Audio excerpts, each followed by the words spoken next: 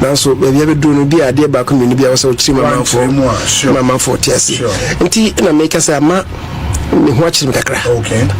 I feel so programs back community be so we anymore. I say ye me nam kwan so be kura no. Ye soldier form penny for almost a presentation day, and that is I think on the 13th of March. The year no plus one of that, and maybe I think 17th of March. Then I can begin to think of taking a break. Wow. And it's been that 20 something years in Parliament. 28. If you do 28 years in Parliament. Some call 7 terms.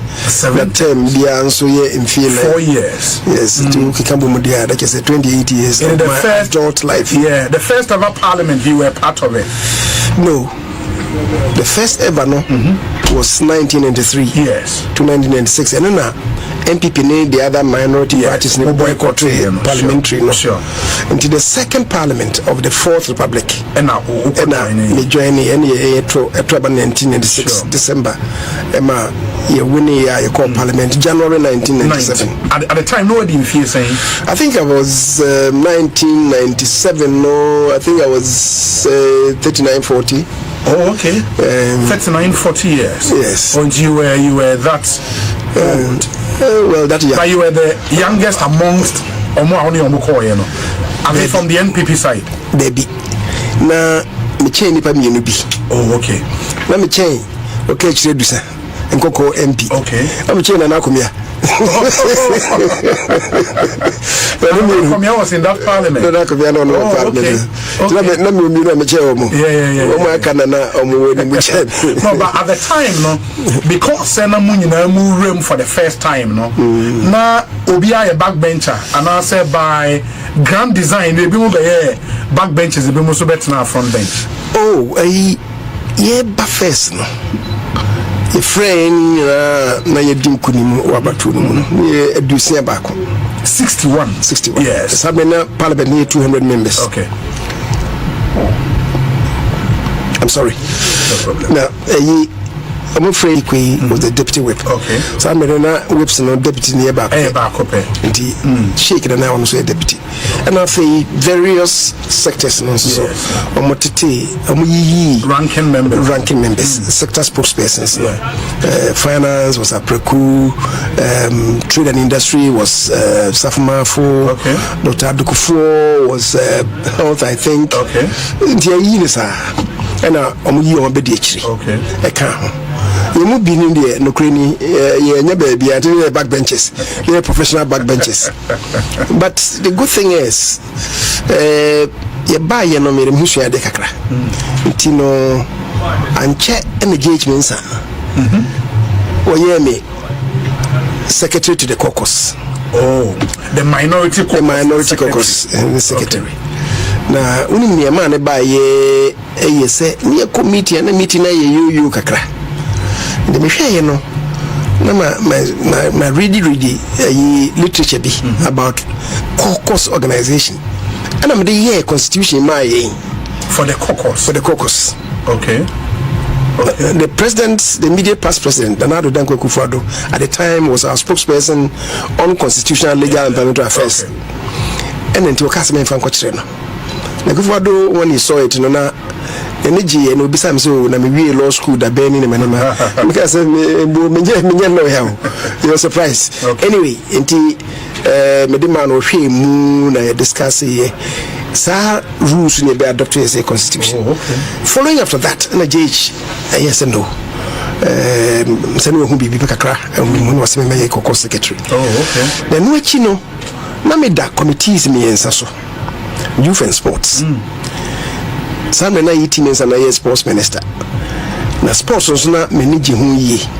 In fact, my consultant cry on a football to an African country. And he say sports and once and bar, even though not near was spokesperson. I know ye Alaji Mustafa Idris. Okay. But not Bibia men and me. Then we had Western Housing. Kwamna Battles. Honorable Kwamna Battles. A spokesperson. Now, some for Bekaya. A major press conference be on Keta Sea Defense War. Okay. I wrote statement, you know. I think it was a huge document, about 15 pages or so. And I get it here, no. And Kwamna and a catcher, no. What TNO is only a co-deputy ranking. Co-deputy ranking. The deputy ranking was 1 year Benin Dako. I know a quantity surveyor who was by far my senior in secondary school because from one lower sex. Okay. And one obey a deputy ranking. And I me co-deputy. And now say I feel BBR parliament in terms of especially works and housing in Seminole. Yeah. But now we do anymore. And I come and I recommend say me co-deputy. And what she na Ajari Koilabi. No, Ajari Koilabi. No, ye ranking member for lands and forestry. Now, Koilabi, the practice, the law practice in Ananaye lands. Forestry, no, in Fanadu Papa. Now, the spokesperson, the chairman of the Lands and Forestry Committee at the time was Alaji Collins Dewde. Oh, Collins, now. I said no about parliament near now for now on about earlier in the 93 parliament. Yes, about 93 parliament. And obey chairman. Now Collins answer na ye beto no madam for that. Okay. Now Collins no have youth association assembly no more press have he was a secretary to have youth association. Assembly. And I mean was Andikoto. Okay. Any Ashanti Youth Association. And you know ni penny be near friend of Sebe. Contractor be Sambre no timber contractor. I don't know your chairman. Na amuba kumasenesi ye no more cool two for pukuro ha. Na me make home na yeko. We saw ourselves and knew ourselves. Na me nimba be Collins sebi producer. Ni woman nim kudru. I feel them to Collins of parliament. Just a forestry laws no. Woni fi e city. See Collins na chairman no ye say asem bibia ba. So I decided say Monsieur Embrano City. Collins so much inspired me. Wow. And to be sure forestry Embrano make us do baby let me ye. Oh, okay. And after Bibia Collins was coming to me say we what you say because here Timber Resources Forestry Resources Management Act. Be some na Dr. Makunyo Manaye ye minister. The Odimra na buy and the Collins buy so you him near when you be seen be say no. I'm just saying, say that's how we started. Now, and no soon Tino, Emma, Ajari Koilabi, so Catre, Alajiti Chrono, say, it be co-ranking, co-deputy for Lands and Forestry Committee. I was the only person to have had that privilege. That privilege, no? So, the co-deputy for 2 sectors and also be the caucus secretary. And that's how I started. And that 96 parliament, no, is 1997 parliament. Yeah, the 97. Sorry, yes. The 97 parliament is famed to be probably the best we've had. What just had you need from your experience? Oh, so research. You remember in the Chiresa. So it was at the time of it was the best. Since ya be aka ho. Ya ka ho no me to sad no me review. E bia na review na be sesade but samre no am research no na ya I think yeah, say yeah, 5 parliaments. Okay. Ronins 2. Yeah. Kufu 2. And I think Mills Mahama 1. Mills Mahama 1. Yeah. Mills Mahama time no research no. Sure. Mills Mahama 2. Akufu Adon so about 2. Yeah, about 2. Let's say you started with. Yeah. And we actually dey maintain say yeah fufu bi. Ti dem you know after 5 parliaments in the Chire say the second parliament was the best. Was the best. Yes. Wow.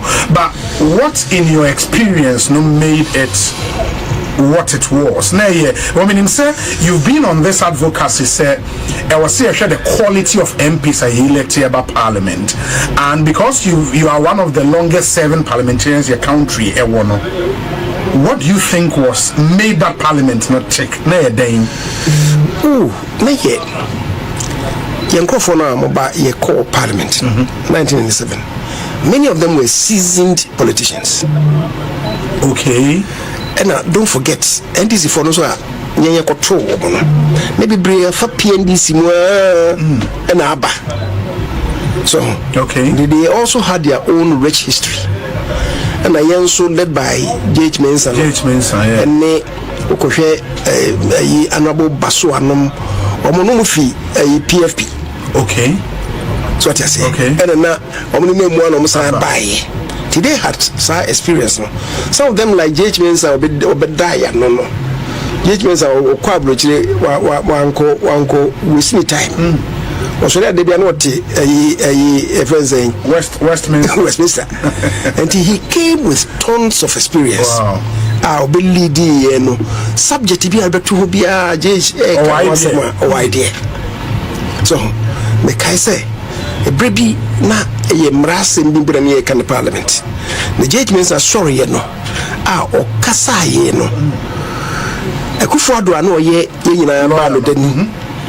make a comment be sorry, you know. I said this man is a genius.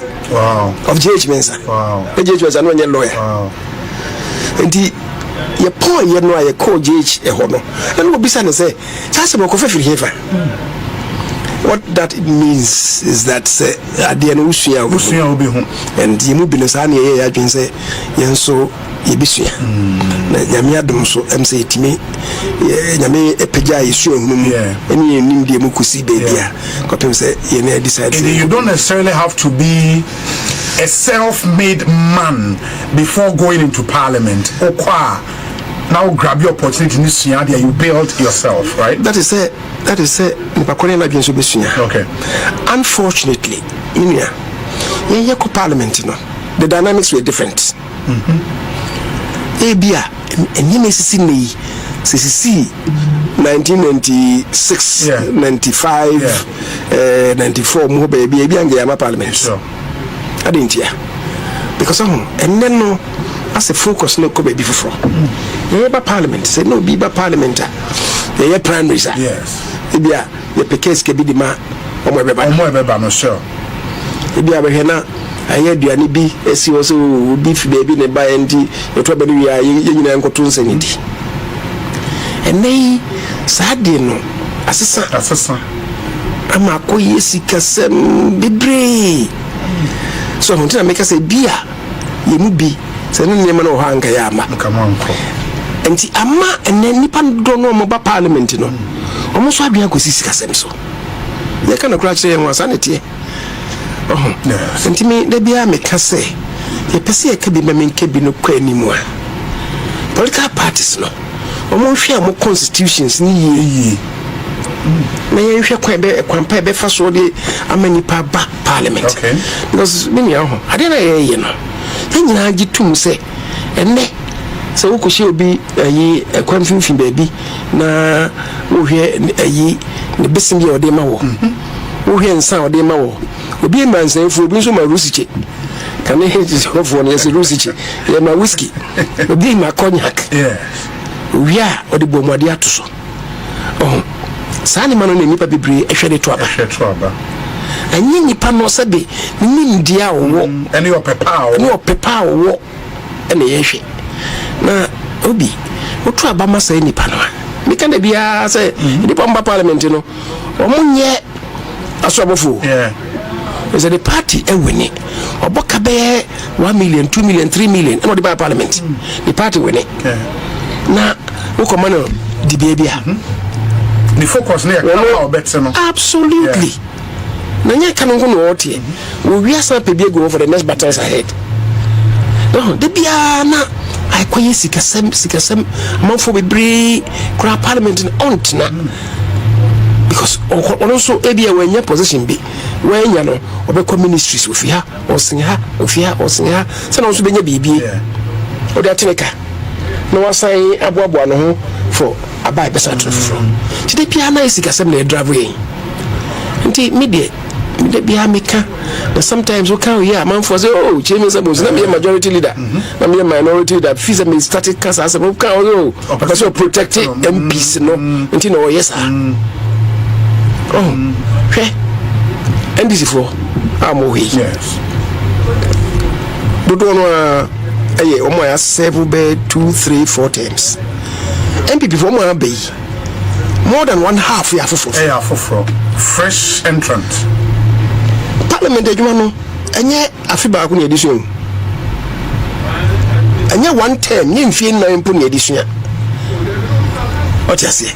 You need at least be 2 terms woman ni mweti ma pagye yie. What you say?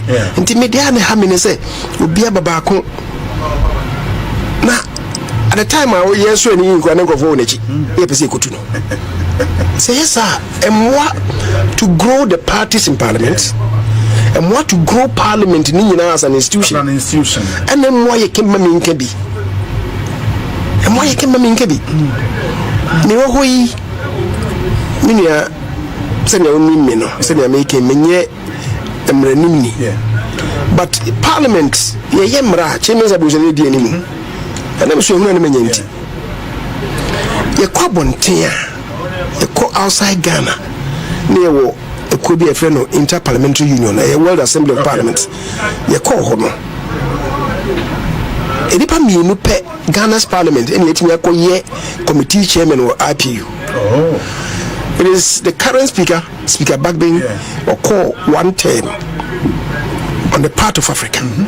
And I must me call after Bagbin, I think 2 years after or so. And I must me call ye. Okay. Now me any the only person IPU committee from Ghana I must serve 2 terms. Because I'm not a product of yesterday. Your Commonwealth Parliamentary Association. Now person say a constitution. The whole of Commonwealth countries know. Kyei Mensah Bonsu na ye from Africa, so only the Africa group on the Franco Yasadino. And I'm saying, you know, not a far Africa home, you know. You call international forum, no. Like I said, I'm leading not only Africa, but also CP and say, be yes, answers. What you say? Now, and Nina, no, yes, so be far who's serious. Now, I feel that I'm making me chair, me issue. Tina many parties, and be a no more say, say, at least. Just be any pacono bebano where you're so poor, say, we will be in ye. Yes, Adia, and Kayam say, at least you be calling to no calling prince, or calling prince and Afi, Bibia and Kosudia. Send the Bia Mecano, that is what you say. He has walked through Parliament, but Parliament hasn't walked through him. Until But you still stand by your push, say, and in terms of academic qualification, no, yenya benchmark for entering Parliament. Oh, minia, I know dear. Me say yes, I beboa. I didn't hear. If you say you have yes, the immediate post-independence constitution, no qualification and eligibility criteria, so the Beko Parliament. No, must say you should have proficiency in English. All the constitutions, the only constitution is are the we in the constitution. So Bekaya 1979 constitution the Constituent Assembly no more so a share constitution much a proficiency in English the level of qualification people were discussing at the time also ordinary level. Yes. It was A level. And I feel also O level and A level teacher for information. And now also some kind of delay in inserting the proper physiology and constitution. Actually, after about 2 weeks, nobody said, look, my proficiency in English now 1992 day nearby as I'm so Parliament will be at me could be and the People's Assembly in this and crying free and may free for the first time. I'm just say I know I'm a boy papa on one account. Minia see a agreement there. Is very so only proficiency in English. How can he read and understand? But then what you say? And the Yambra no cry say, Ubet me a car, Ukrum Kasa. Bia interpreter. I was saying interpreter. We interpreter there. And I want me for the languages in the country about 64 or so. No, we now 64 to be in parliament at any given time. You know, say bini hodia. Is a worker as I was translating. That's I want to translate. What it means is that we have accepted for the time being there. And in kasa ubi abetiase nti yemfanye adwuma nti ubisa sana hodia no sote. Very well. Ma yen 27 years in parliament say 28 years. And what is 28 years in parliament. When you walk through the street of Swami, do you walk with your chest high? Say you look back and say indeed 28 years I did my best for the people of Swami. Yes. Mse mepeja meni de ehwenyamia me hu se mabomodin kakra enye se mabomodin me putu no yi se enna meso ama mpuntu bibriaba abaswame because mpuntu nyawo na oye. Yes, waka se wako ye dia na je se you are in charge of development, but the MP by constitution no nyawo na oye mpuntu sure. And I'm also mpuntu no ye the make us facilitate mpuntu juma bebre titru no ye school nsem ni ko school na metebreman na metebreman mse woni mpotem ho ye. Yes, na me freman ko Swami school na me ko na me fofom because who school as am na ya maoteku so und me fan faka wo de faka ka no je wo simpoa ne ka no simpoa wo bankra ha na ne ka no trotro. Yes, ndi na ofibreman ko so ani akọ trotro mu aje wo simpoa tekuno 5 pesos we 2.5 pesos na etu ya aka 2.5 pesos we 2.5 pesos ba we didi ahin we ko break abidi ya ndi wo de no tu botom na ewia no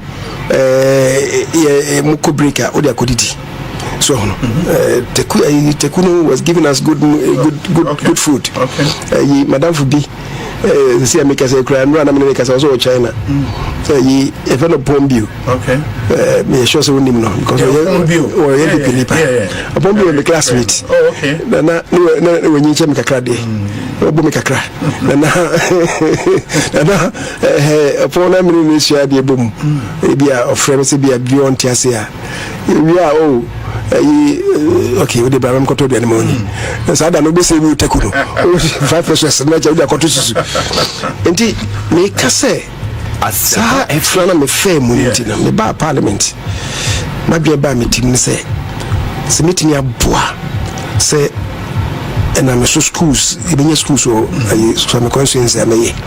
Me ba ye no constituency we na I think about schools I wo no na edunai 14 ene yi no etimi atre yehie mu ama schools abaso ameno over 50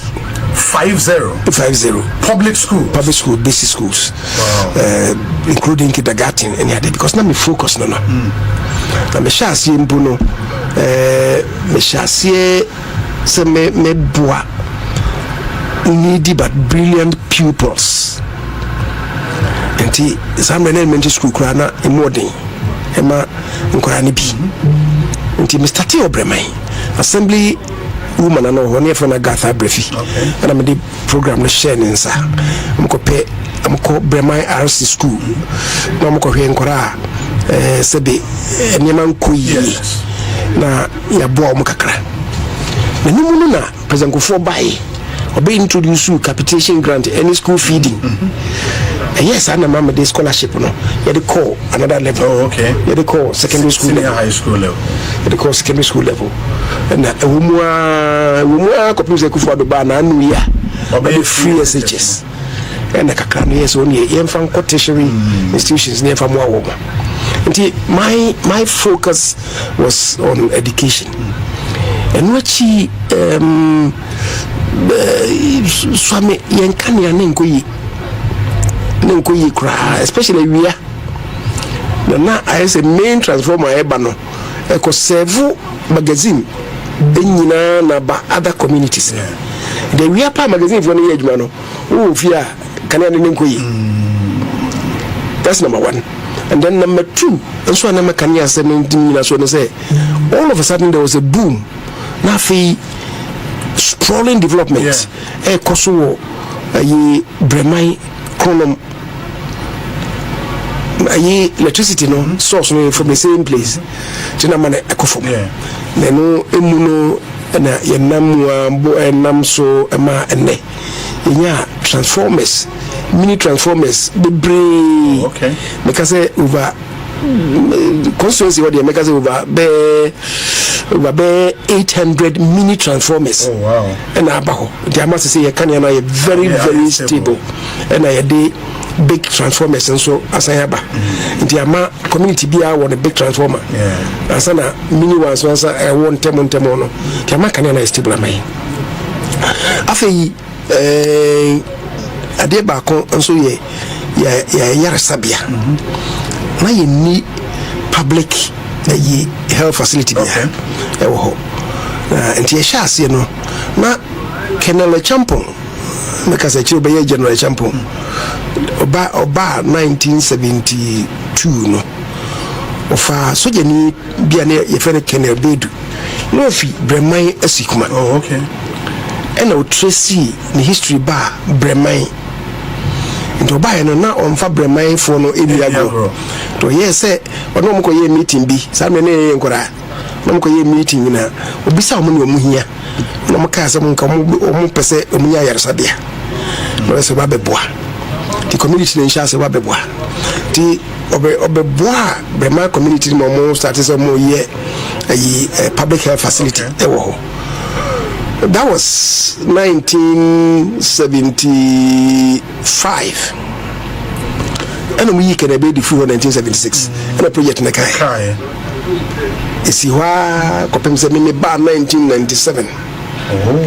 And in your common fund, and SIF funds Kakrani, the boy. But my former animal English butchery. And so this a buy. Same from Mosso. The roof, you know, at the time cost us 100 million, which was a 10,000. 10,000. Indeed, I'm going to buy it. And I got two near Mamma. I could also name the dino. Then is it, you know, the Mexicano. Not in fact, you see any confess can be ye. Sardina. Until me find say my own involvement in Sad Dino. And we tiling ne and then my decomo was if I say about 400,000. Okay. And I'm de 10,000 the account. My boss. The boss. We TV and SD4 and some more pretty. Okay. But facility nankrofobina and seven of can was some say Yakoton at the Intisacra. Menina na Bremai him from a dream only the man because we know now buy and say or postun for my own pretty. After there 1 year. No, am I? That was where we see also I say. TSD for the buyer near Danama. Oh, okay. There's another one, GMPC for Besoya, Cinema Yeno, Quapra, Quapra, and also. And I'm wedding a Sakoye Bako, magazine. Magazine for me, you had pra, and my name, no more customers here. Yes, Genoso magazine. And I'm in your facility, sir. Astro Invest project no buy in your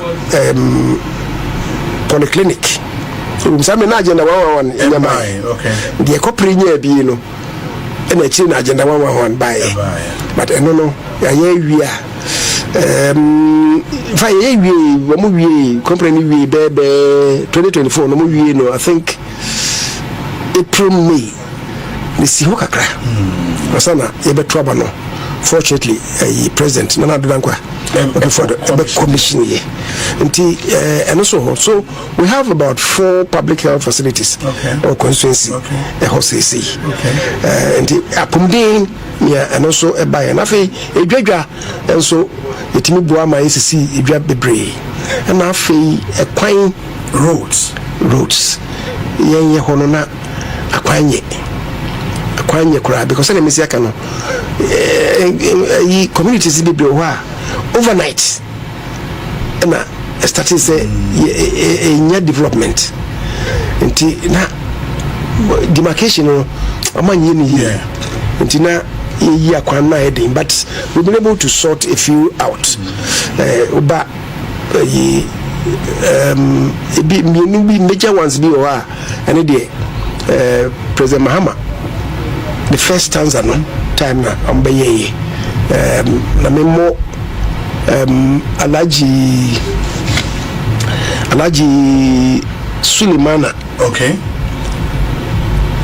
memo na baso ono be road minister oboye ena Fuseni Musa Nusa Fuseni okay ono so ebai the two of them ebe boye ma bremai baby from UGC ekwan no link bremai si ya kosi tafokwa no omuna mede masem to mu no mbeboa me ma ye na ebushekuru akwan so kosi baby from akoko space the two major rules are interconnecting rules are but communities na kwan no ebie na do bayi and also mabeye bipa mai ko baby to say makura ko mu nyina no se sei entemu nyina no Third roads. In fact, ordinary tiring crumble asphalted. Okay.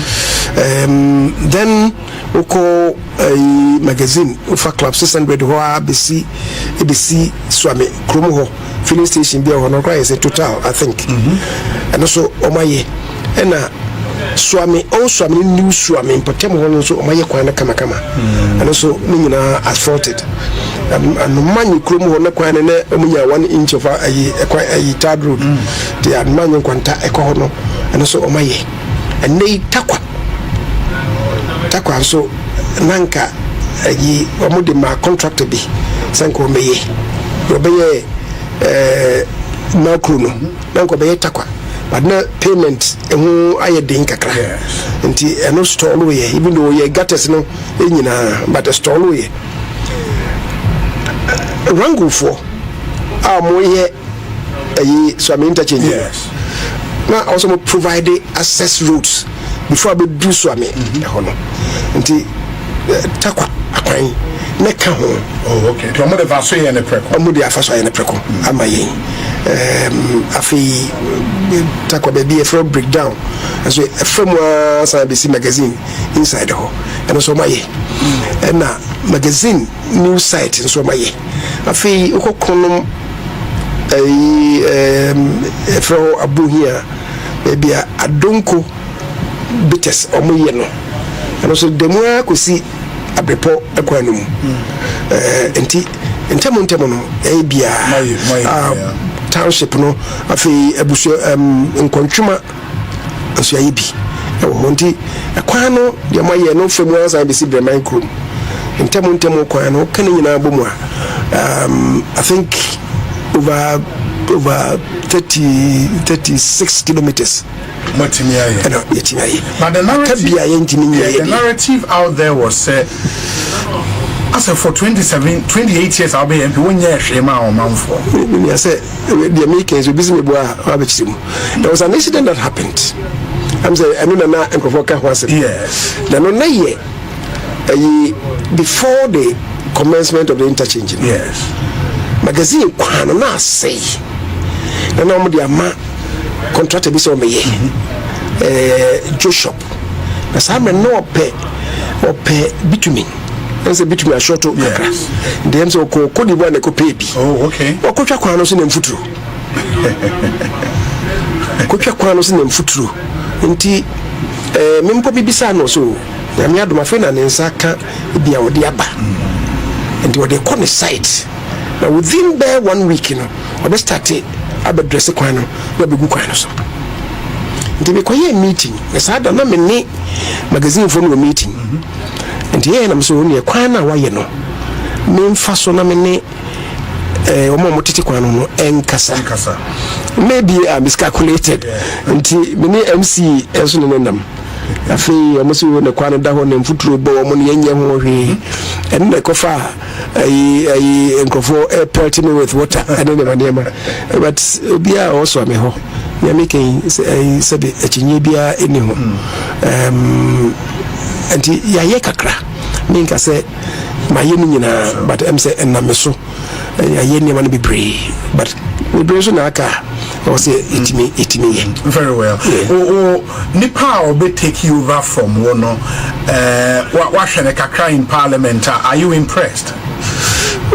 Say I feel no ba no say aban kura ba so was says ya by the first 100 days and the bear nipa wa ba feel with the 60 days and the better what me assess correctly intimi anya obey prejudiced and the mechanic say he has metino ba kumbi the mechanic say he has a potential to grow and o keep focus obetimi epidemic. The good thing for him is that only mate crane the current minority leader Afenyo.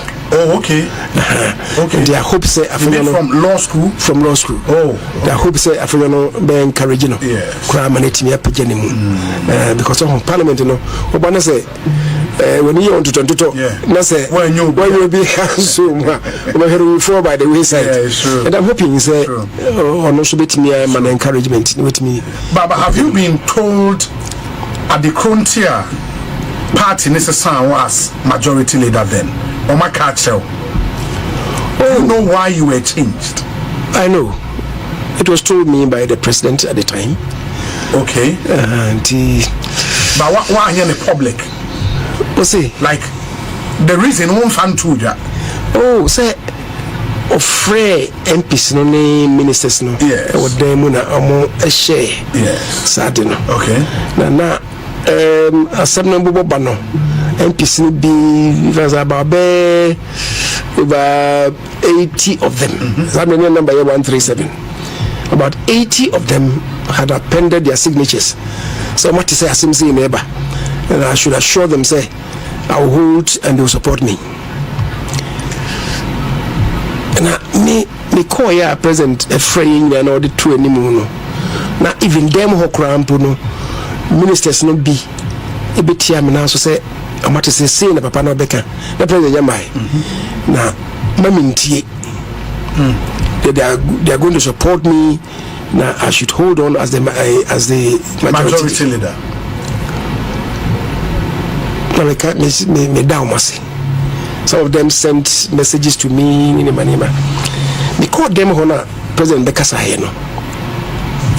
And Okasu Adena or Yeno one party no and na me matching against the MPs no ya. But here get the big implosion Beba party.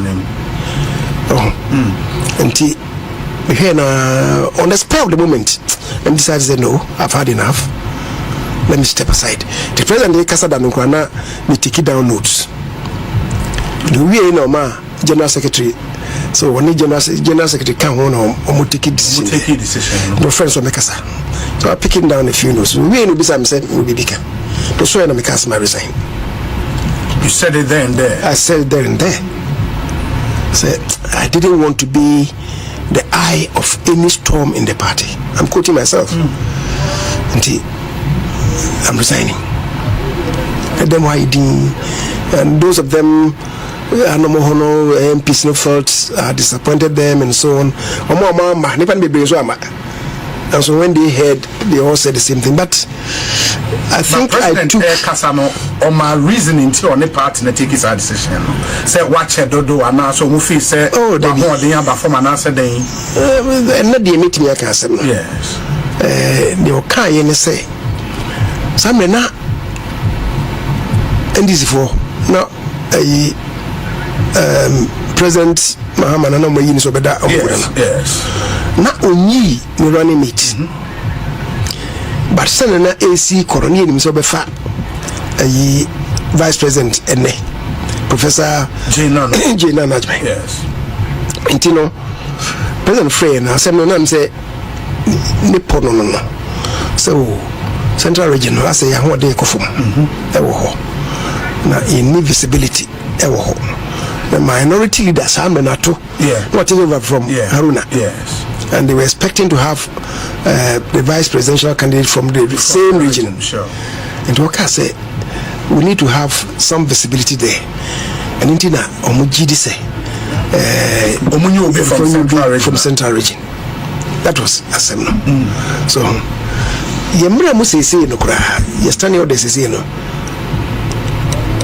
The minority leader or the majority leader is a person chosen by the party people in parliament and the party outside.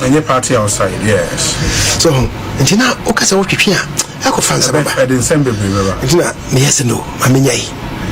What you say? But the reason makes sense to you. Say part now who are in the visibility air from my opponent of a minority leader or mafa or more bad far running mate. That should be a good reason, Anna. Well, it didn't make sense to you. No, Mr. Min Pessimeka wasn't. But you were not happy with the decision. Oh, especially. So na AC kono say man hwe ya and I'm so crama confusion about party yeah. Fancy the situation. Senka must step aside. Na enne ye di nkugu yi. Na ye nkugu no so enye light nkugu. Yeah. Na said ya meko kan baby am say yes we be cry kutumi. Yes station be kutumi. E say oh ye di nkugu no we dey na ye finfram paama. Yes citron ni mani ha ne. Na we say we dey yes chance citron yensa. Enti ahu say me fa na say nka twuma me ntwimi bai. Na nkugu ya be ya. Kyei Mensah Bonsu refuse to resign. Na nkofo di mechi na hey. Nka nkugu bai ya nka okra nka me kra be site me. Say me kan ho bi. And a party didn't go. And then, I mean, come. What you say? The share situation and I'm saying, and as to whether it made sense or not, no. Let me leave it to posterity. Yes. My friend, fast forward, no, from there, December 7th, ever, I said, a big loss and a party at the polls. Yes. Your name say following sad defeat, no national SRT up committee say omunko hwehwem na mu hu ade frontier elections na ankoyi. All we then heard and they say na Ashanti region so monso mu ye bibi. I don't know how you situate the moye Ashanti region no into what the national party was doing. Not more the blessing of the national party to do the moye Ashanti region na. Well, first of all, Asante starting as a national crowd. Okay, but normal after every election, Asante moya modiasa. It had not happened that way before. Okay, but me, what I commend the region. Say omoye no. Yatrabano 7 December. Yes. Ebedru 8 December. Adechi na ani ehun bi gina. To the extent say koda nyumre na vice president cry candidate be concede defeat. Na defeat no so say nisiko ya say ye king. Na nye ade a na a light defeat. Na emodin. Nti Friday it was Memenda. The following Friday, which was 13th, and then some regional executive committee meeting be. Some meeting no na regional executive no chaired by Chairman Wontumi, and the running mate was there. And then Penifoni B. No more. Maybe me some meeting. But I didn't even hear about that meeting. So I'm near here. I started our transition arrangement. Until if you don't know. Enyumre eno mo frame me say Chemawuntini ma na kora be frame me wono ankasa frame me na I miss okay ne call ati later me frame no menya no anche me frame twice kra menya no na kora no frame me so chairman say o hear me pa na meminda omonye regional executive committee meeting o yema say am say den and so o mo pese o mo te a committee to go into what went wrong. Yes. The chairman said, me chairman of the committee. Timo Diamra. I'm so okay. Transition committee meeting. Fortunately, I did Saturday, which was 14th. na committee ba ko na yet near to some near to committees nti me say neba na me call the Friday na nyum na me call ye say me the last flight de call ye say me could do no meeting no koso. Oh, okay. Nti me do fie na mo efrem so come here me say ba meeting ben no mo catch am say see anyway. So Friday, Saturday, we call meeting 14th, and the chairman they got 2 years. Say, the NT committee near him now. We didn't go with the nodding. So me call a ho and a TT or my T committee. The committee, no, I'm saying Pabayan so, and a woman like membership of the committee. Membership of the committee. Okay. Mamishe, Nipana no members no.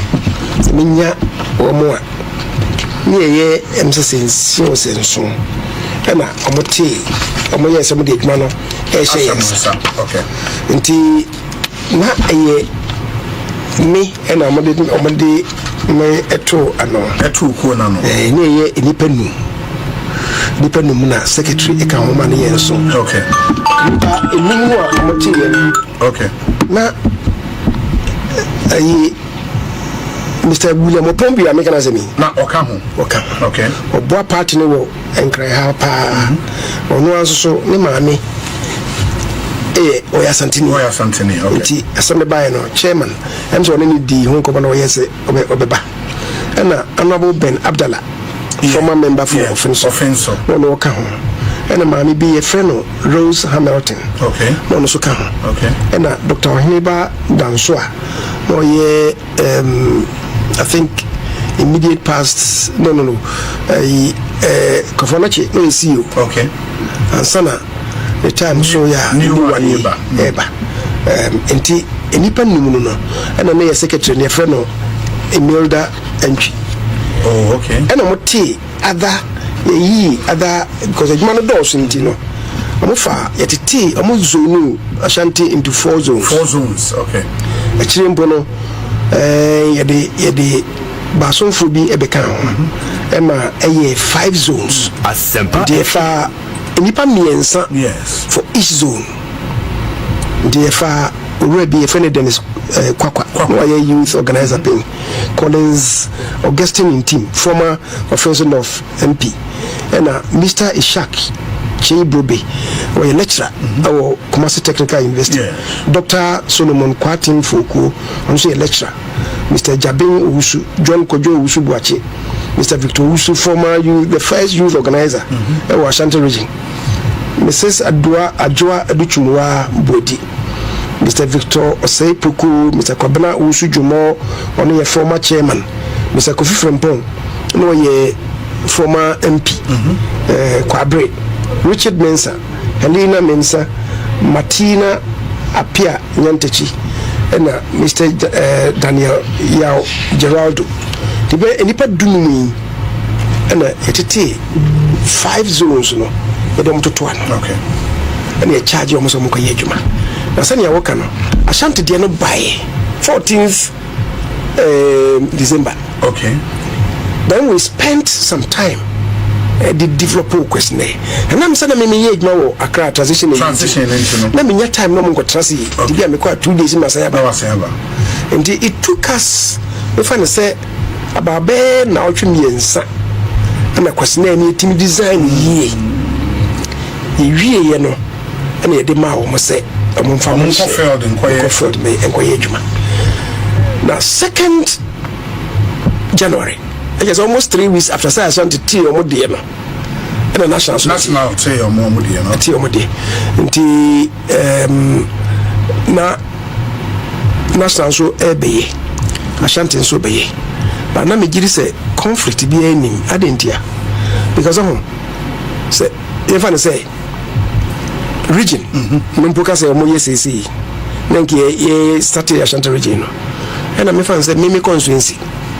Yo, let's try area bi and a polling station bi nipa 500 no amutuaba ye MPP fonya ebia 350 ebia be nipa be 50 bi metuaba the out of 450 ni etiminya 350 but an MP NDC for anya be 50 bi other parties kakra afi ye kotwa be wie ya ye 350 ni yenya ye kohwemu a ye 350 ni abenya 250 and this for amunya 40-50 no afi de omu mo abenya 150 so you want to say it is me see na say constituency ni kase ye pese ye hwe ni see electoral area ho more kwan say mo betima can the region say even Ashanti region say mu ya nyamo ye no ntimi na mejiri say ni Ashanti mpo ese omo ye no senka other regions mpo ye say dia ho kebema national crowd man aye kakra bi adentia so only aggregate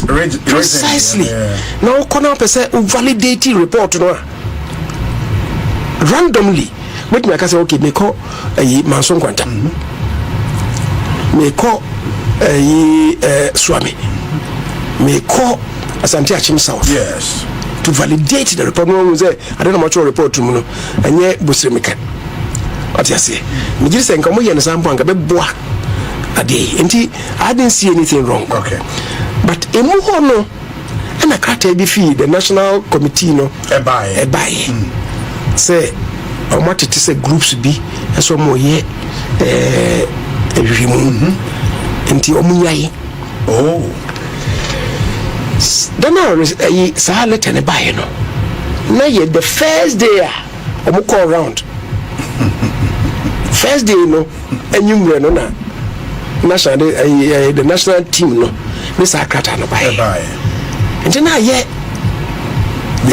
bibi o so say na nipa ni bi ete asem no womo no start cry frefre chairman for ni bi in fact region ho na ankasa region ho no kwasema wo mu ni say Ashanti region ho no regional executive no mu no ntawanta wo mu kakra na no kra report ya kaba saade no as one of the reasons dia ema modern mono answen what you say enti na enipa ni bia frefre chairman for no so mo hu krata aba yi no a omo ba no mo bia nhia wo mo enti no kwese second day no omo ko no confusion kakra ba and mo frefre chairman for no so yes krata bia benti yes mi nhia mo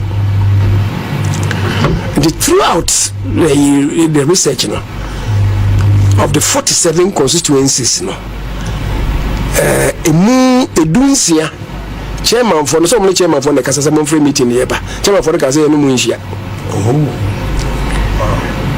the good thing we mo say and you see we mo say omo nipa na omo free mo say ka che omo so I don't know mo ba omo de be attack mo chairman for no they don't call the meeting but you see omo call first day no na second day no mo call ye na fe omo anso no omo ekasa no mo so ade say nye omo no then they started calling them so say mistake na into the momra what you say yes and of the 16 or so chairman na omo free meeting no ewie no emu enso esa free meetings mo mo ekoshi enom koshi ai enti emu nkron na omo ede omo no manhia but you see ade no enso na nye executives ngo no koshi the design of the questionnaire no na nye executives ngo no koshi oh okay omo no koshi omo sa tisikrom akwhwe de omanfo ne so amanfo ka enti be omo nhia wo no omo tisikrom ekutie ne akomofo no so ka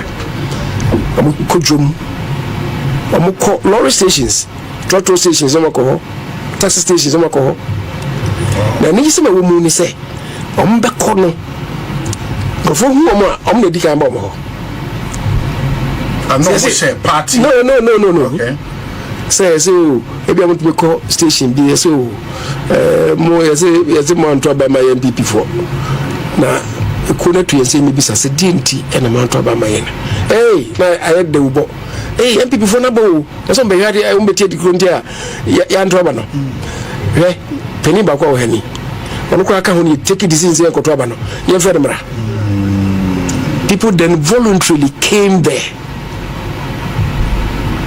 amuko choba kwa kujira hasa nkofo to aduane mokofa nsabna ba na nkofo voluntarily mo information amuko mechanics workshop yes mo din komo nti aye cross session ameko shop bi obi e won store mako kamutie no I'm going to be a missing for Sudan, any baby, Homoko. I'm going to tear woman. I'm called baby. Mammy been in a Mamuko room. I'm called her. Idiom machine in Bisamo. Mammy and a Nikunu. The question of Mamma Binjo, no babies and Mamma Binjo. Nikuru say, Yabisa Mania, who about our cancer. Maminka, you call for me, I'm a trouble. What you see? I'm called baby. A big house, and some people are very local. I'm called baby, Ubugu. Say, I quay. A corner from where you could see a series of baby. Now, I'm a coho. Now, I'm a corner of Muyino. I could do baby Majai. Now, if you make a trosso, baby a Zungo. My Zungo Quano. Majano, I feel. I'm saying, Muyaquay. Yeah, him fee, or him in foot room. Maja, Mako Trosso Zungo. You do have Moko Zungo for my trouble. See, so anybody be a domestic challenges, yes, are no, yes, but near a seminar will be signed. I mean, sign of a homra. So now will be say it be a conflict. Be a there was no conflict because Mikrano, I feel no, say na a first day, you know, say me tea from microphone because me and Gazaman call free the lips. Yes, and you are my so, Mimisa, Mpakwana and Secrete and a friend of William Yawa. Oh, yeah, director of admin. Director of admin. I'm not sure, Secretary. I'm not secretary to the National Committee. To my friend, I'm not a friend, or casting be HM. I mean, because Nimpona may me friend or framing. I think that was the second day. Not in the buy, and it was the second day. I'm so, but it's what Secrete be, says, doesn't mean any in a shanty, and also the Debbie, and Tissa. Oh, okay. And Tissa, name Mumuno, a Kokubi. I bring more cry a team with the so young elephants. I'm mentioning these two and the young executives. Young elephant, say, yes, I did. And let no, I had to buy and his uncle for me a Kukubi and Bazamoye and almost top and yes, top home. Naniamoya Shanty region a day. Think a region be as I crank a boy. Okay. So now it was not aimed at Ashanti region. Take me them this and here and cry a bit bomb. Near so no, a copy of it. I come the committee chair. Yes. Professor Michael Kui. Oh, okay. The copy of Koma won't to me or the Koma national chairman. The party itself, national party, is served. And with a copy of the report. The copy of the report. But I want to say after the handing over of the report, no, in Sembebri Abba. Yes. Criticisms bear me and Sebia Matim. I mean, famous our number one. And they say this whole report near a concocted material to skewed against some former flag bearer aspirants, be any potential flag bearers be in the party. I mean, a bit more about Honorable Kennedy Agyapong, for example. So, dear, we know it is to come and paint Kennedy Agyapong black. A be say, wound to me or your regional chairman, and your ma or your uncle conveniently report na arm or so to say, Mahokro, and who fit on the Moyina Sibedi, and conforming us a mosquito report no against them. Or come say. And see, it's a nippany be, and I boom trim for say, oh, be once and be a fat report to Muntino. Yempe quine be the entity report. I've told you, said the 7 previous, one more call from Koyage man, University lecturers count. Omuja Mojuma, a Kunu who don't tino. Omuja Mojuma. Amunam nti and say groups no 5 groups no e becheche ama we were ha and then be a chairman for so say be here be well composed the chairman for no we nkwa ha MPs former MPs no we nkwa ha and no 2 former MPs no ko e back what you say nti omo ye nesa for instance the Obia call Amansie any amansi any a dance side. The one who led the group then was former MP, former Deputy Minister Collins Intim. And when he went there, Okoshia in the Isa enclave, Okoshia no party for no dim komuyi omuna Kasai Oba Mansie former Deputy Speaker say Ohubi come a party for nyina wo Omuko Jacobu former MP wo a current MP wo omunyina obi aka na sem the one say ekota baby nation ma so I don't say nisiko ye ana constituency bi omko ye bi answer report wo constituency bi amko ye no every constituency report no e wo ho eno na e kabo mu a ye collation no ye aggregation na dia be report na minia sa enkofono a wo kan say ye say muntumi ehho asba be mu ye yi na free mo yi ono me pacho anye no kre e wo kwan bia so mami hwese me hunu asema omukafa chema muntumi no kra ho let me look at it but muntumi ehho asema look good or say inappropriate and distasteful utterances by party stalwarts. Okay. And I'll say 97% of the respondents were unhappy about some unfortunate and inappropriate pronouncement by some major actors in the government and the party. They could not hide their disappointment with comments from high-profile personalities, including even the president. President Boy Omubonidi. Okay. President Assembly saying, and they say that should be Kwabre, yeah. Kwabre. Maybe could be assassin no. All the constituencies. Assassin no. Omo kwai na o ka so omo nto abakro omo pomu ya. Say. President Kwano asem no o ukotwa efe bia na amna yesa sana o so omu nyai. But you see, the thing must be situated in the context. I say, asante maye ne ma bebre wo hapa o. So enima maye wo ha edoso. Eye akwano kra maye bi. Na hospital agenda one obi anya ne de free senior high ndi obi anya ne de ko bia abusuan bia mu obi anya ne de ndi mo hwe kwan no nko ansa mo kwan enye maamo asa mo se mo nti mo nto abade asa ndi mindi me for so no ya ye ni nyina echi no so we na mo hwe wo se mo nto abade ndi mindi me for so no say no kan no on this so far some in the contest kan ko wan kan bone but see any panel take as well kind out of contest. To maybe could be an no makasa asem no. What I say? Maybe could be a makasa asem no. The president as well kind of then Honorable Agyapong and I must say his comments about MPP comprising of stupid people.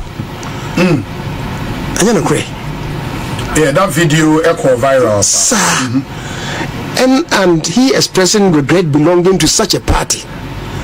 So who say MPP ni what you say and almost say afei o sign e can say MPP for aban mu fo ni ya akronfo enti nsema mo kan say nsema ko kan no etia party no and afei baby okran so almost say na afei nsema bi okran na personal attack on candidate Bawumia and na yere they spoke about these things. Report from all the constituencies. Now, running mate, running mate, and so the almost say his description of former President Nkrumah, even though what was a personal kind, no cut development, and no say development that a kufuado a buying by our Ashanti region, and again in Accra, a bambia Maya or Bisa. Including even President Nkrumah. Sana wakano. Na ahono almost any was can no say even Mokwame Nkrumah no and ko fa asem bae. Ndi ho say uti asem na enkofo na mo kan say even do asem na wakana na nka ye no kore no. Na emu akwan fa so kan. They must say his description of former President Nkrumah, even though he was stating a matter of fact, and occasionally his general demeanor did not allow him to unleash his potential of delivering the youth vote. Oh, dear, Napom Cafano. So, ya branch, ya babu, no him say, Mabu crab dinichi. So, 70 be ho, Emma, the Osanko team deliver no, went to me deliver. That is what people have spoken about. That's what Mokafa. Yes. Running mate.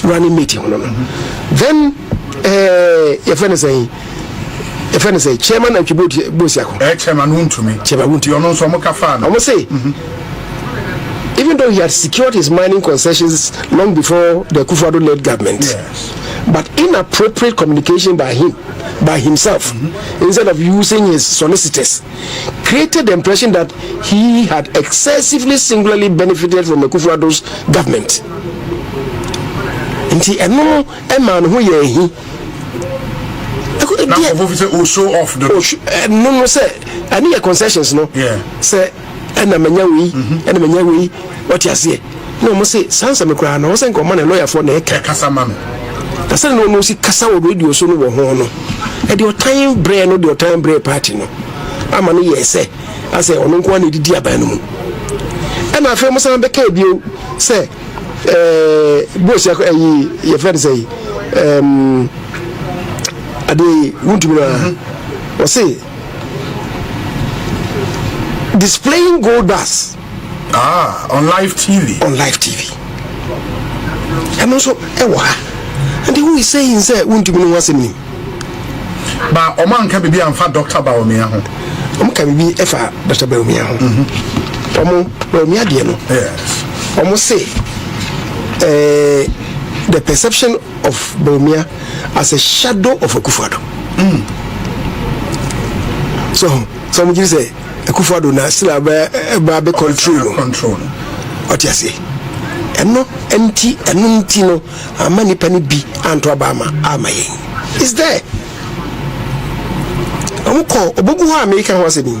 Any Afro constituencies. Yes. Some of the Kusasi communities are nangenim so meto abama ye no. Amanto abana maye. We are more almost a woman for be by a catcher almost say Dr. Bawumia Ena what to Amakusas Mamma Pussifono, so no monko to be anto abamano. It's in the reports.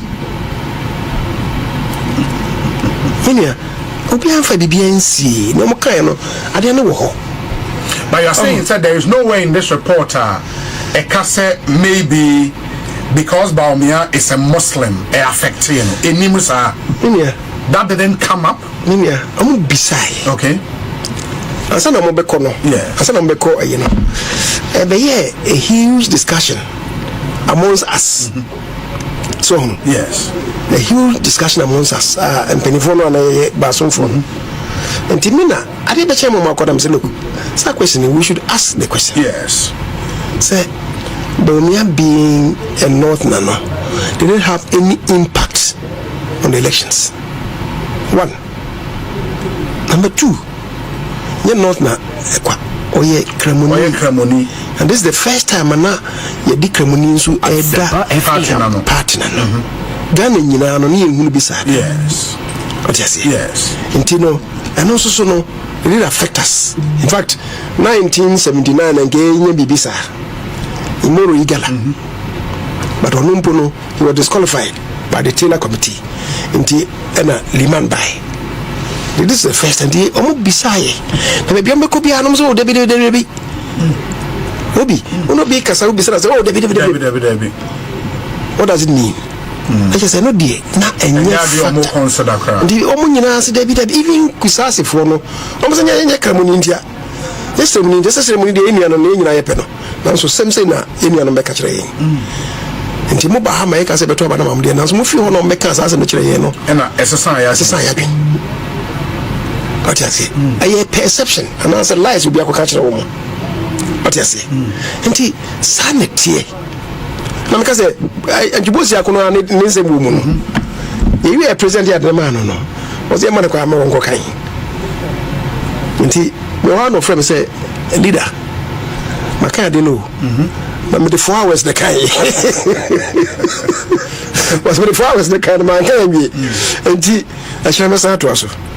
How do you react to a more say this whole report? No, a year is cute. A smart ploy to present Bawumia again to party for the say this man is clean, or not the more I must say, only problem be anti ensign and fanning. How do you react to that? Minia, Asamno, you could see if you're a man for no, you're fair being counting being free. Okay.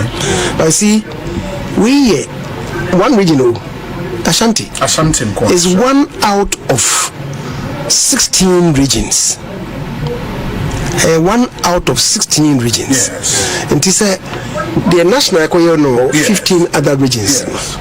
So some of the ba. I'm so Santi the man can say. Na no other regions necessary. No can I say. So don't want to say Ebia, when you see me the man in ye, and that's why cremoni ye the man in ye edia. Tell me yamina meka. But yes, then it's a partner and decided. But so far the Asante Hodi Asante the any day. Sadia no but yes, na Kennedy, no Madam Fu. People don't even know that Kennedy me go can be a Intiano. Say Adiano Ubinkaya, Makokasa will say, I will never do that. To achieve what? I made a pedian. Minia, say Obi pe Kennedy Asam Swa. And chain upon you. Yeah, who was also part of the committee. Yeah, this is winning in a Ninoa. Open Kennedy Asama, open Asam J upon you. Which is upon you, Ebaya Mobia Asma, NC Biakoka Atonso. Almost say a Danua near co-president report or took with Channechi Kakra. Timipundana may be sans or ban and also Unyamba and Bidi 5 more days as an waba. Nami Hiano, only you and a co-president here, you know. No Niho. Tinami be Conifina, Conifina. You are at Tia Gufio to me, Kramikasa. Upon 12 in Fiana, I was in that area. Okay. Ibisa security for those who want to make a not if you are a monk and crunch me. And I'm a friend, and also do if you want to tell November in about 5 days' time. Or catch me now, Bebana. And I'm here so coming to report to no AB Brennan, but I'm a tuning Tino. Then be. Well, you have the benefit of reading the final report. The final report it was submitted. Oh, see a country. Okay. Now say a cop printing and you become printing. A printy, I think 4. Now 4 no you printy 2 na printy no. Yeko submit no. And I'm who say mistake be about. Now cover page no. Until na me catch so yeah mistake. The one to be crowd the man no. Now was say retrieve. And ekoye ni and ye de koma chema won't me. But so na me can and they say upon ontimi nka bianto ken say na make me fan say me kuma prekope. What you say? I would even say this on air. Say okay say no be contest no me cry comedian say ken me no papa na also contest me say me make my bro so and was leader me count nine say okay say be contest here nka me ko pesique pudu dem dey support. What you say? Me who say me problem and say but me about party munche that kind of thing. What you say? But me no I also think that you see maybe any whoever system not thrown up to lead us and me shall see a cramp no I shall say no some MPs in there let me mean some more catch me and let me say Kotraba na Sambre no Baumia would win not can no memukra.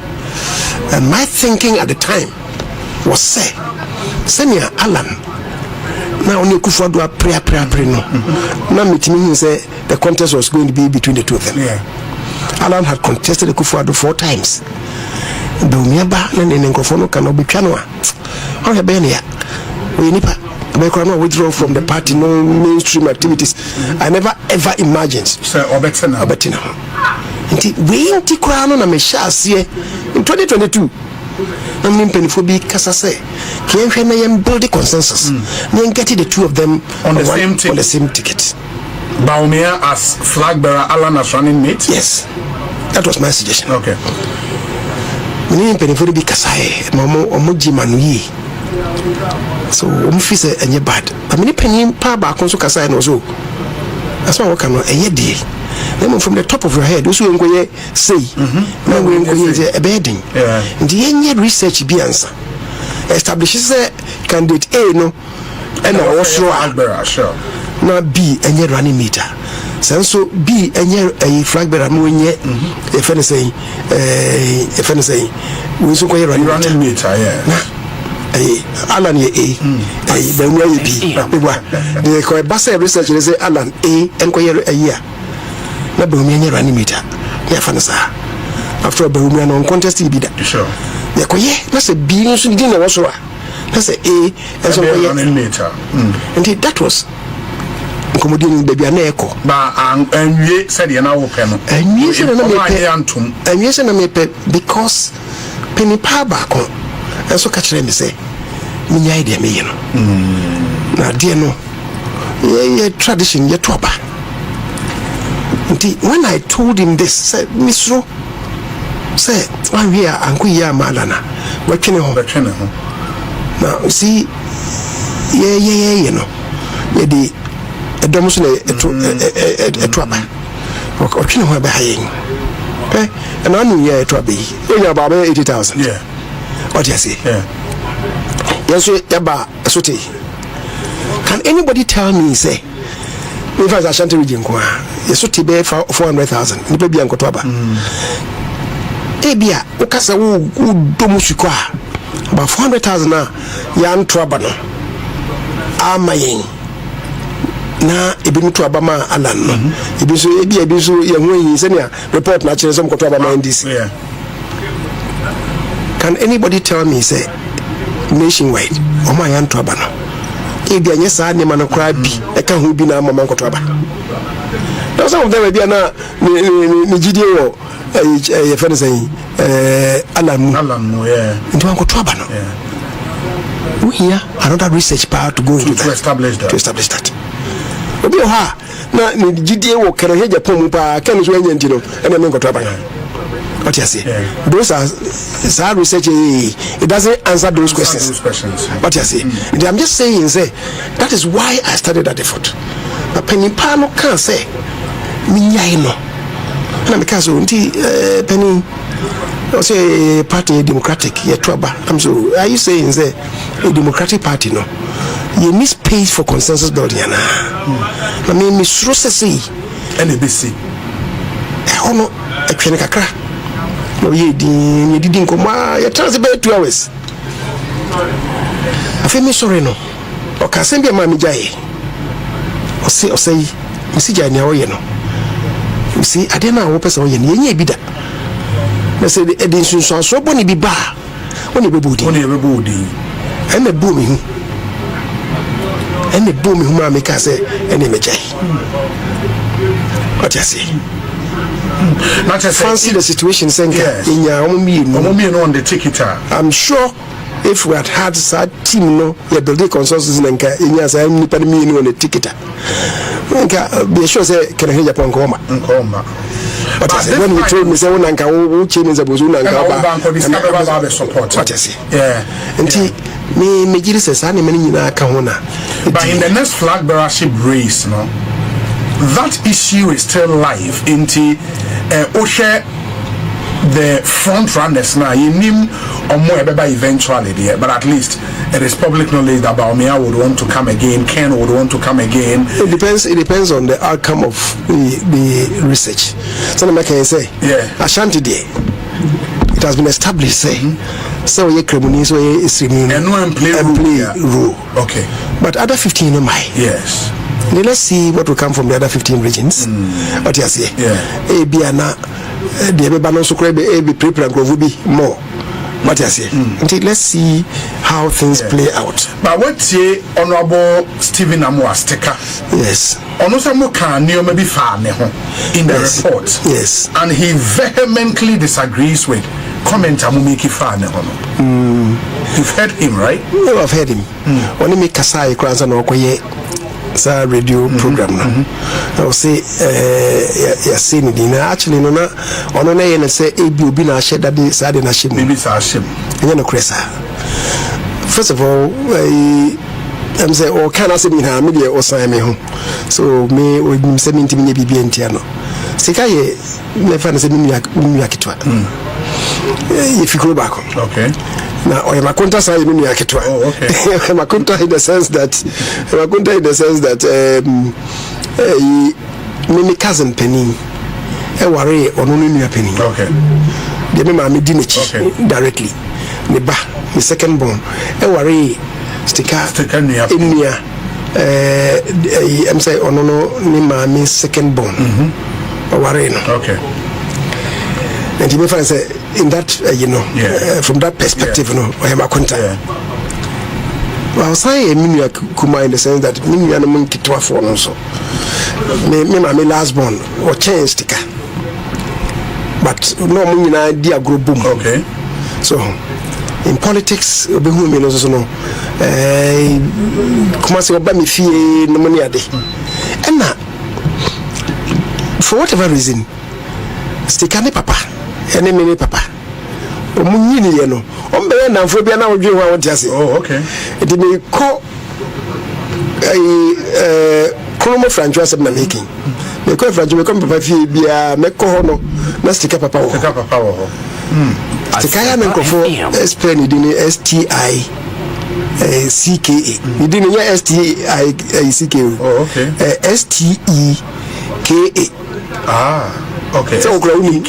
Yes. That's a nickname. Debbie. Edian Kasa. Edin Stephen Kwekuamwa. The STU Stephen. Oh, okay. Kasona Kenya Kwekuda okay, there's sticker. But I say. Oh, okay. And me fancy me kuma prekope. Our bar parliament no so no na sticker you be a opeso sua de. Many times over me hona dear na me na dear na wo that kind of thing. Nti the me person me chen say me ntimi enhwe nko kasem bia enimu nto no so da. I think the problem no ono ni o say the chairman wuye. Yeah. Chairman e fimu na chairman also was more or less me chiba.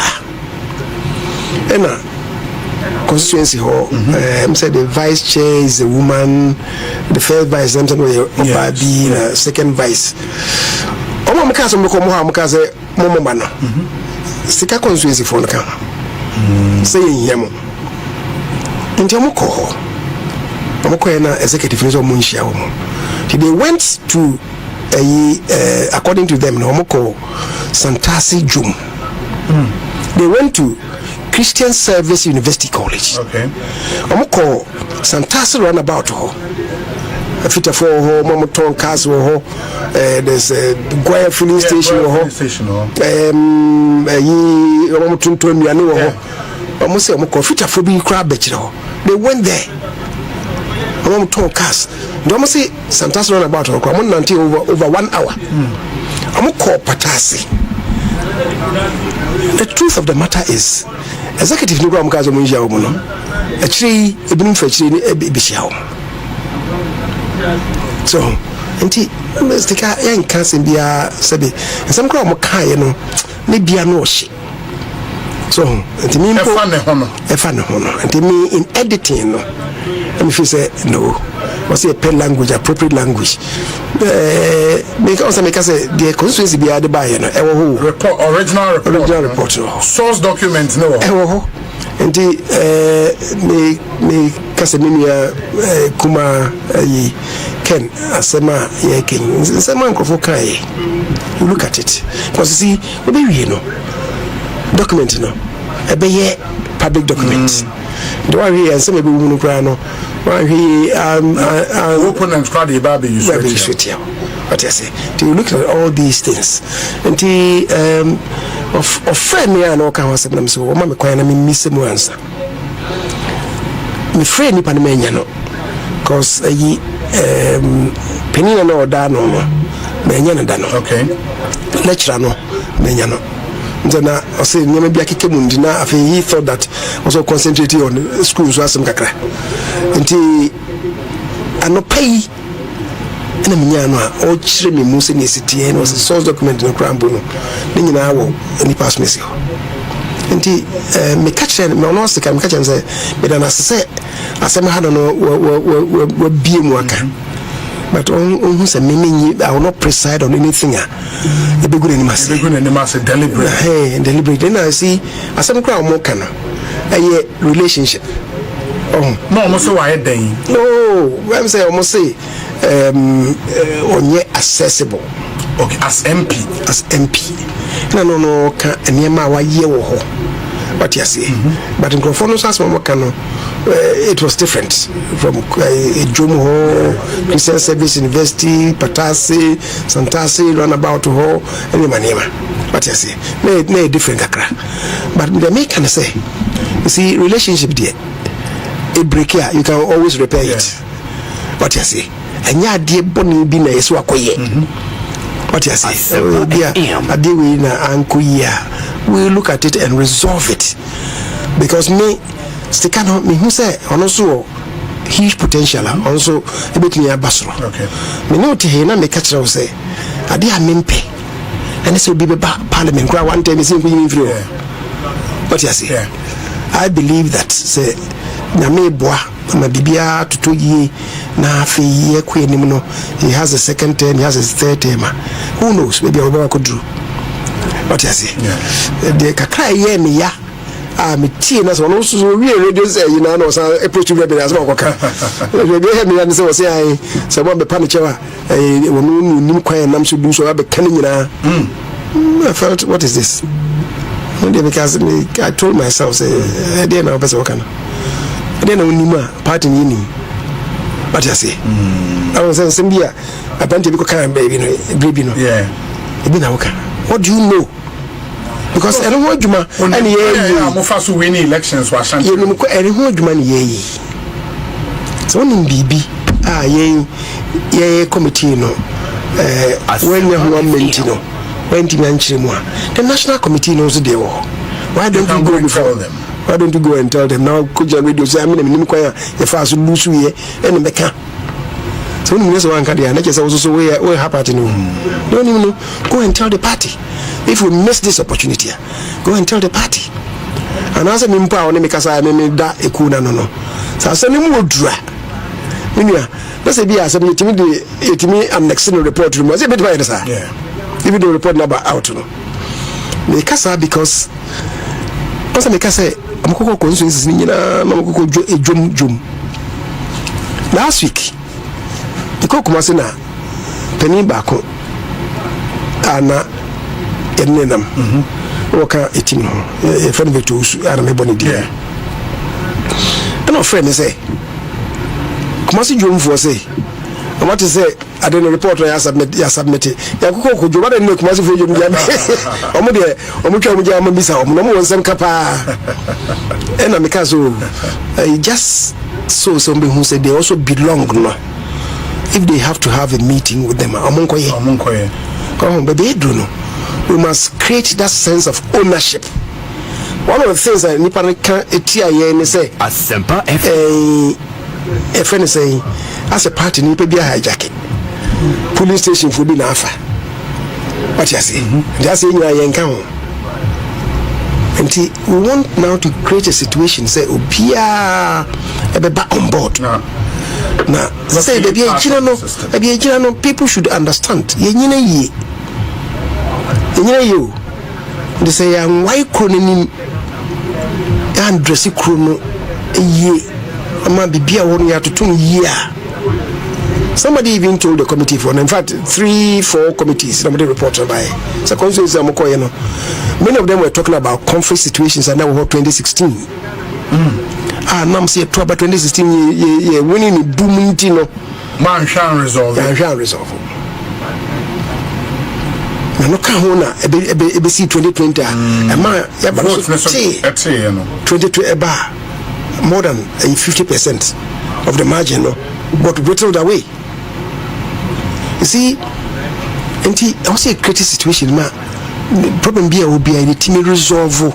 A dia kuma pa, and ya dream pa. Na the independent be yes, say now will be some was saying crophobia more you say I'm support to Canada because oh dog can Agyapong no Jamie. What you say? I think put the money there, I'm more yen at him didi. Yes, we be a cockambe, be so Micrano, Micudibo, Miachina, Miacrasi can be dimi ho. I'm a me face cano. What's that? Sandy Manifiva. Sakasano, Binamia be doing. Miss Assam now, Aberton, so only Bibiaka, no, why you do. My first start to say, would you drink of what him now? Yes, yeah. What person be a Tranetrawana? And some may be crown pie, Yakano. In here, and you some woman say. The trouble 2020, no, a bit do be a dream. What's a party in the set up committee? Yes. Safma for a dano. What who committee report in Biakai? No. Go and look for the committee's report. Me as the majority leader, I'm thinking maybe maybe I'm there too. MPs no phone. You who quite was a faso. But I need some woman say, yeah, report you. Our report on the bar out no. Quite unfortunately, we could leak bar out. That was me pen no cry. I'm just was it to me to be our partner. But no quani and no question yo. Now you might be able to say a bad public document that to control the building, especially when you're going to take the report to all the constituencies, 47 constituencies. And 24 party would be the how were you going to be able to keep it under wraps? So let me say ultimately the Babonte, but let me say in terms of San because no constituencies. That's my worry. So, but let me say. When I look for it, report on the bar about in the I feel a sophomore report will be able to social media. Go and look at the recommendations. Just in some you can want some more. We saw report on Muno. And then they are a pet. They spoke about arrogance of power. They spoke about conform somewhere or Muka. Any good party no fin. Ahomasoa MPs ni ministers ni bi appointees ni bi. Everything is in that report. There's that report no Babontin. Conference situations or constituencies no. Yes. They spoke about them. There's that report no Babontin. Obi MNKD CC party no. So I'm saying ya mejina e be gina yo. Sen kugu no beba mpa. Anka enye kesisi. What you say? Now even that 2020 no, there were two reports. Yet committees name you know, then there was one that was done by professionals. It was supported by a Kubi Ogana members Budin. Okay. The report went to the party. The reports in me and you can't go money did 2 years who for say area. Rubin can me do baby edui. You must say obi in town obi. Me in town obi especially the MPs. I cannot. Me pemua nanka. Omu because baby edu say na me can easy for. Send this for one more say 2, 3, 4 times. 4 more. Korezelda is the most senior. What you say? Korezelda is the most senior. Say you know, baby, you know, you could do it.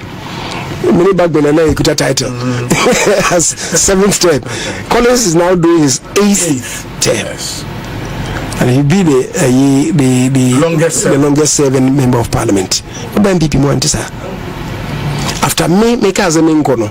The Bam Union 7 longest. Nanka ye Ken. Any Ken Agyapong. Any Kyei Mensah. Okay. Ken de Oko presidential in one co parliamentary bill. Yes. Ena ye Kyei so unfortunately and so ecolusue. The yeno ye ni obia Oko 7 times bill.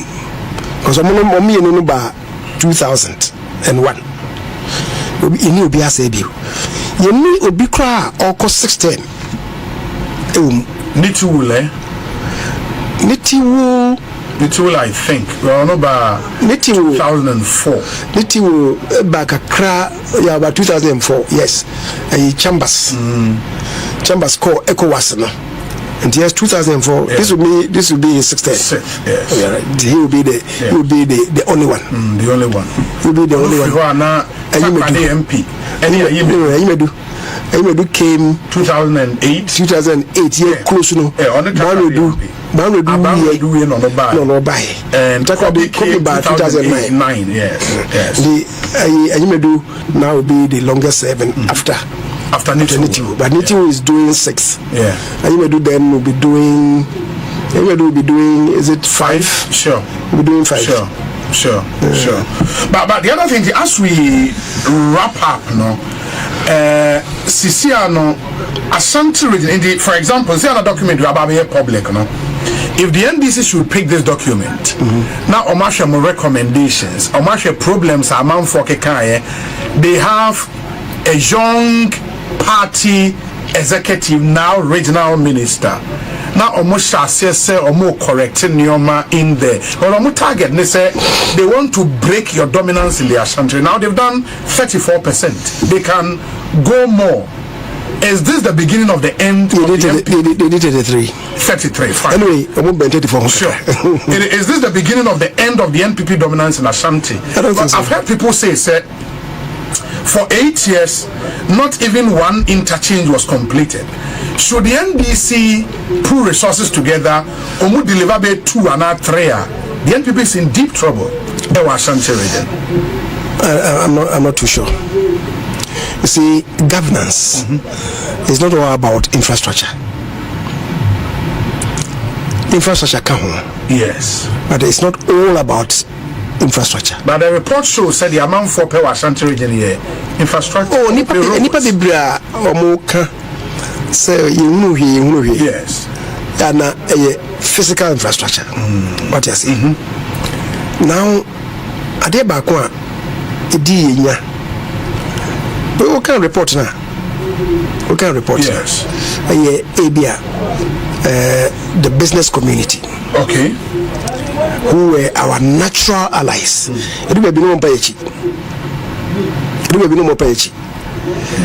Because some economy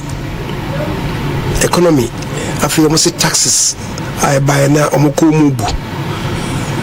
Kumasi phone in particular, they were complaining about say me any person see any call Dubai any call for Niema do Accra. Yes. Yetua airport. Ethiopia. Afei me de name be fa cars me ba me be do ko mu customs for stop me. Say ni say me ni pa ko so ne duty back. Me de asa wo de name na be kuma say yesan abe punish wo. Nti yenyuma e won kuma say yenyuma no ugu. We are all relocating Abakra. Ebi mo say ene e ba ye no nyuma ne ye no kra no na mo microphone bi e be critique companies to compete with us. Students akufu agrada Roma yama free senior high education ni pa be bre anya free SHS anko mo nya kwanko secondary school wanya kwanko secondary school watu aso ko university we ba ye no ka woni mi say zani ba ko no be ye natural lie but say you better o no o here school no afro be your tamfo obi sana o say ani we until then they have that pool of malcontent and ka oji say won no bebo teacher for we school posting no na yi bibie wo what you say what was happening and me ka say any infrastructure no go na all these things will come into play. Now Jamama so obey you say the taxes taxes how is he going to be able to do it? It's going to be very difficult for him. Okay, you levy as him you levy few hope he will take it to another place. And so some road toll Baba. The road toll how am I saying? The last road toll Temano gave us 72 million. 72 million on levy as him. Electronic your friends and transactions. Sika yenye fee mu nkwana 2024 it was more than 10 billion. What you got to roto. Of course PPP be mu no akwa be ye no yesi be tools in the brain and ye be electronic and maybe we electronic in India and asem ne ye kan countrywide e be bit mama be 1 billion of course 1 billion bit my baby kakra I'm just saying say you fi 11 no unya you need to find a way of you need to find a way oba ko she baby we petroleum taxes we da ko she what you say tinia omo kano me as far as and they say don't forget we still have a program with the IMF and they will insist to say obenya sika a free wa domestically with my generative funds. Yes, let me comment Ato, the current finance minister. So you see he levy asema kai abatros ama MPP ene omamuni nyina no nenkanya asemo package no ni anyini ye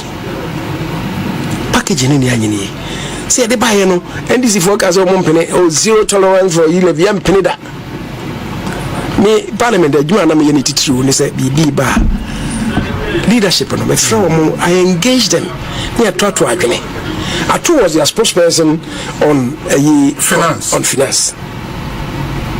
He told me say when we say yedeba at 1.75% no as leader I've seen the figures the party no I take political decisions yempene but me baby I'm telling you who figures no we need it. Atu said that yes also we need it my office also we need it indeed I will support you if I have to stick my neck out I'll support you. So what changed? Na mumu musu monteso. Okay. It was say me 1.75 was say me gidi say 1% should be alright. Musu monteso. So we agreed say me better so. And this negotiation it was myself Ato Haruna was there.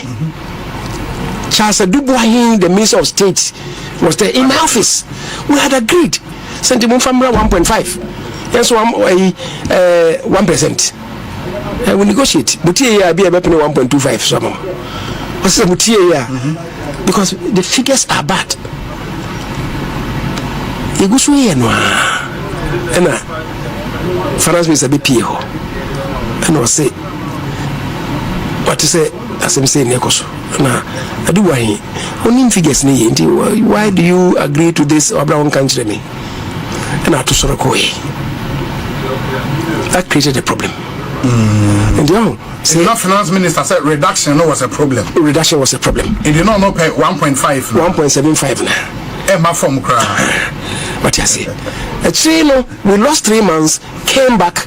They pay 1%. 1%. And I feel the Ghana phobia, Ghana but I'm telling you, say Hona must say 1%. We could have gotten 1.25. But handle as a political decision. And that's why I'm telling you, say Ato was very honest. Say leader, make them who figures now. The nation needs it. The nation needs it. Now, and after the 1%, I just 9 months. The first year, many need to cry. You go South Africa. Yeah, but no. Any GRA from penny for ABCI. We pride into it. Who they are my. But this is why I was saying, say, Ebeboa. I believe saying I could have even gotten the 1.25. In the 1.25, I get a political decision. What you say? And handling no, and a day as a my handle ye. Otherwise, it can then get you live your symbianio. But having said that, Mimi say they are not out of the woods. Now, we can say, of course, political parties are saying, so for 2 minutes of the money. Yes. Do and is if you meet your money in a Ghana for you, GDS, Mabini, and ye call ye nim. That's some more to almost. Obeko back will become your available say is Engofno, and I don't be bem. What you say? As I'm saying, no, and there I can say, we've been here of sika omako raise from T-bills. What you say? Yes. How are you going to pay? T-bills can be a cow. So it's going to add to our debt stock. Sure. And I feel you can't buy. I'm so cool, but 2 million, but 2 times 2. I feel Bamba and say I didn't say who. In the end, the economic forum. What is he going to do? What you know about the person pay BD forum decided like Senche meeting and one numbers of the day because they now see a face reality in somebody can win yet.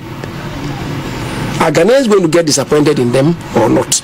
And the time will tell.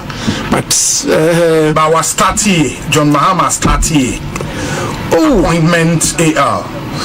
Me the maybe how I also make us say you need 100 days. Just under 2 months. Just under 2 months. You are says here adding. Okay. Name penny for say I go about so if you are not and many be me I me day. And as I'm just for Quemu, I shall say by now years old. Even Parliament, no Obama speaker. When the Constitution in Article 95 clearly tells us, the MPs say you leader and speaker.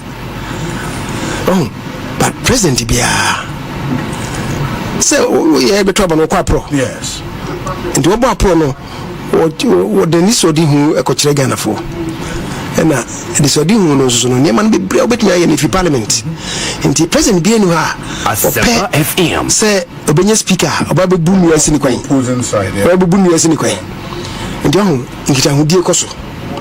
Oh, the leadership in Parliament. Hana Motra Bamano as a speaker. Oh, Nipas Messi. The person is the Munim and Micro was and he would demand a Yamin Obaham Baharbino. What of ABC? Almost I catch an no can assembly. Parliament and you lose you. Yet the speaker man I won't even walk. A very embarrassing. We can't be able to see any scene. So, yes, a scene where, oh, many, okay, it's a scene where the animal for one. And we a Punachicasa. Nemono, Oko Chocrata, directing the party for the Muntabama idea. What does it mean? That's what the parliament show more to him. Under the control of the executive, and that is dangerous. So that's the first thing. The second thing, Menjiris also when ministers no say over 60. Yes, or year within the 60. Yes. Ministers be a measure money muna majority leader. Ayarega. Yes. Mahama Ayarega. Yes. Now officer was a substantive minister. So a substantive minister, a cabinet minister. I didn't hear. Because the majority leader, when your party is in government, you are the leader of government business. Of government business, sure. Government business is crafted at cabinet. But he sits in cabinet. The first cabinet meeting, Ayarega was there. You don't swear an oath as a cabinet minister. Yes. And then I'm saying, we are spectating. The assembly won't mean Kebi. Yeah, many assembly won't mean Kebi, sir. You can only speak from the sidelines, which is not good. What you say? And now, when you're cabinet minister, amongst his peers, no, won't mean control, Musa. They will not submit to him. But in parliament, you know, the minister should submit to the majority leader, who is the leader of government business. And Tina, a mighty be or prime ministers, no, double up as a leaders of government business, no, sir. What I say? So look, when you minister now by when I say we are government leader of government business, we are leader of government business. Abandoned in the business, but now you minister, you can't even present it in parliament.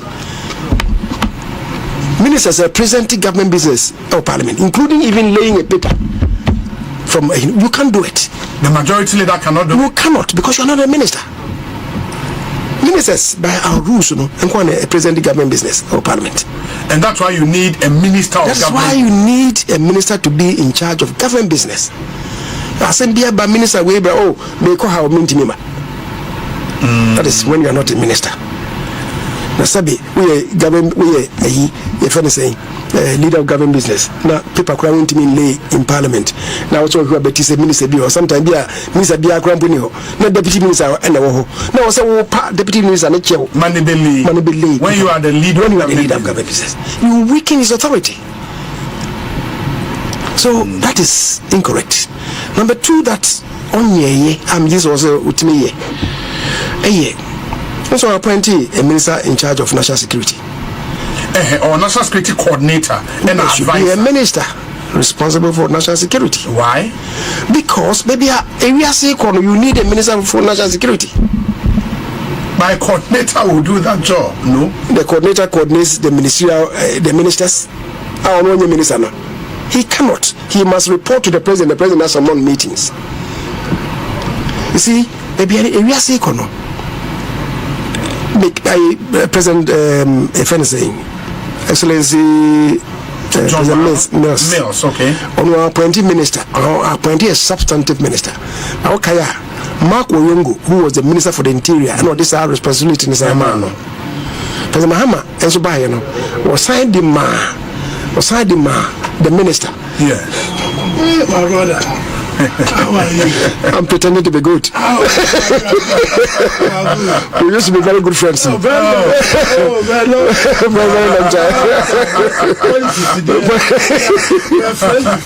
before in football circles. Okay. Yes.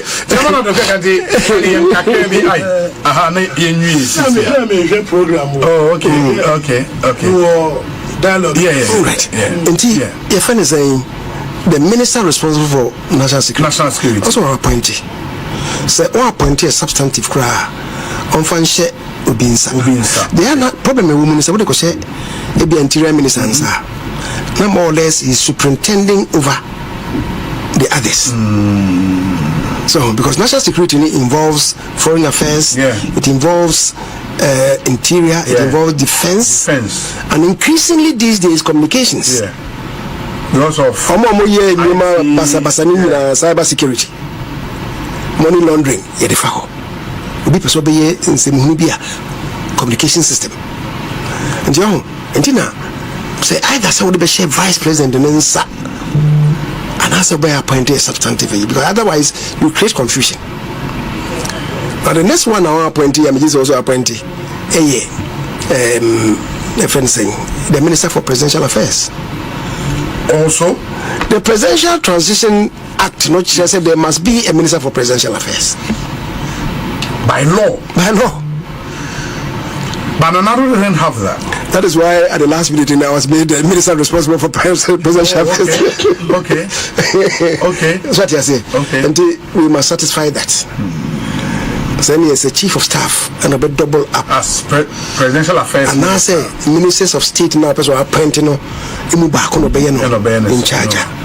Because you see, and maybe if presidency I will say parliament it related to. Okay. We can't summon the president. The chief of staff knows any minister for presidential affairs, then we create a difficulty. And the honor and if we say 3 ministries in as